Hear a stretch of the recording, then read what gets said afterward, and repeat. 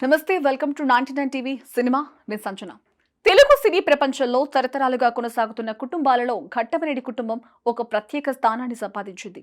ఈ కుటుంబం పేరు చెప్పగానే ముందుగా గుర్తుకొచ్చే వ్యక్తి సూపర్ స్టార్ కృష్ణ. ఆయన తెలుగు సినిమా రంగంలో చేసిన సేవలు, సాధించిన విజయాలు చాలా గొప్పవి. ఆయన తర్వాత ఆయన కుమారుడు సూపర్ స్టార్ మహేష్ బాబు కూడా అదే స్థాయిలో అభిమానులను సంపాదించుకుని తెలుగు సినీ ప్రపంచంలో అగ్ర హీరోగా నిలిచారు. ఇప్పుడు ఈ కుటుంబం నుంచి మరో తరం కూడా సినిమా ప్రపంచం వైపు అడుగులు వేస్తున్నట్లు కనిపిస్తోంది. మహేష్ బాబు కుమారుడు గౌతమ్ కృష్ణ తాజాగా ఒక షార్ట్ ఫిల్మ్ ద్వారా మళ్ళీ నటుడుగా కనిపించడం ఇప్పుడు సినీ అభిమానుల మధ్య పెద్ద చర్చగా మారింది.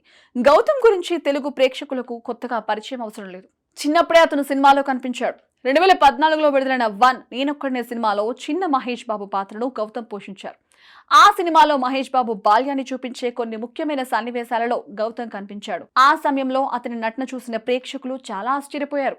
ఎందుకంటే చిన్న వయసులోనే అతని ముఖ కవలికలు, నడక, చూపులు అన్నీ మహేష్ బాబును చాలా వరకు గుర్తు చేసేలా ఉండేవి. ఆ సినిమా తర్వాత గౌతమ్ మళ్ళీ సినిమాలో కనిపించలేదు. అతను తన చదువుపైనే ఎక్కువ దృష్టి పెట్టాడు. చాలా కాలం తర్వాత ఇప్పుడు గౌతమ్ మరోసారి నటనలో కనిపించడంతో అభిమానుల్లో ఉత్సాహం పెరిగింది. 14 డేస్ అనే ఒక చిన్న షార్ట్ ఫిల్మ్ లో గౌతమ్ ప్రధాన పాత్రలో నటించాడు.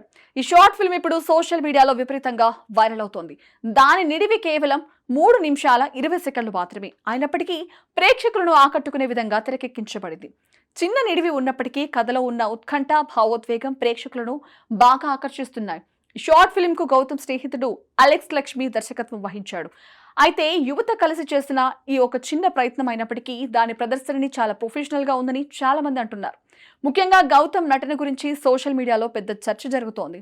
అతని కళ్ళల్లో కనిపించే భావాలు, డైలాగ్ చెప్పే తీరు, ముఖ కవలికలు చూస్తే మహేష్ బాబుని గుర్తు చేస్తున్నాయనుకుంటున్నారు అభిమానులు. ఇక ఈ షార్ట్ ఫిల్మ్ కథ ఒక క్రైమ్ నేపథ్యంలో సాగుతుంది. కథలో గౌతమ్ ఒక యువకుడి పాత్రలో కనిపిస్తాడు. ఒక నేరం వెనుక ఉన్న వ్యక్తిని వెతికే క్రమంలో అతను పడే మానసిక ఆందోళన, ఆతృత, ఆగ్రహం వంటి భావాలను గౌతమ్ తన నటన ద్వారా చూపించాడు. ముఖ్యంగా కళ ద్వారా భావాలను వ్యక్తపరచడం అతని నటనలో ప్రధాన ఆకర్షణగా నిలిచింది. చిన్న వయసులోనే ఇంత స్థాయి భావ వ్యక్తీకరణ చూపించడం చూసి చాలా మంది అభిమానులు ఆశ్చర్యపోతున్నారు. ఈ షార్ట్ ఫిల్మ్ లో అనూషే ధనేని హీరోయిన్ పాత్రలో కనిపించింది.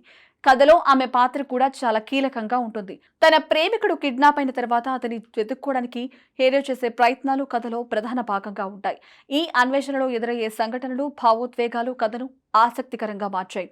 చిన్న నిడివి ఉన్నప్పటికీ కథలో ఉత్కంఠను నిలబెట్టడంలో దర్శకుడు మంచి ప్రయత్నం చేశాడని చాలా మంది చెప్తున్నారు. అయితే ఈ షార్ట్ ఫిల్మ్ గురించి అభిమానులు చెప్పే ఒక చిన్న నిరాశ కూడా ఉంది. అదేంటంటే దీని నిడివి చాలా తక్కువగా ఉండడం. కేవలం 3 నిమిషాల కంటే కొంచెం తక్కువ సమయమే ఉండడంతో గౌతమ్ నటనను ఇంకా ఎక్కువగా చూడాలని అభిమానులు కోరుకుంటున్నారు. చాలా మంది అభిమానులు సోషల్ మీడియాలో ఒకే మాట చెప్తున్నారు.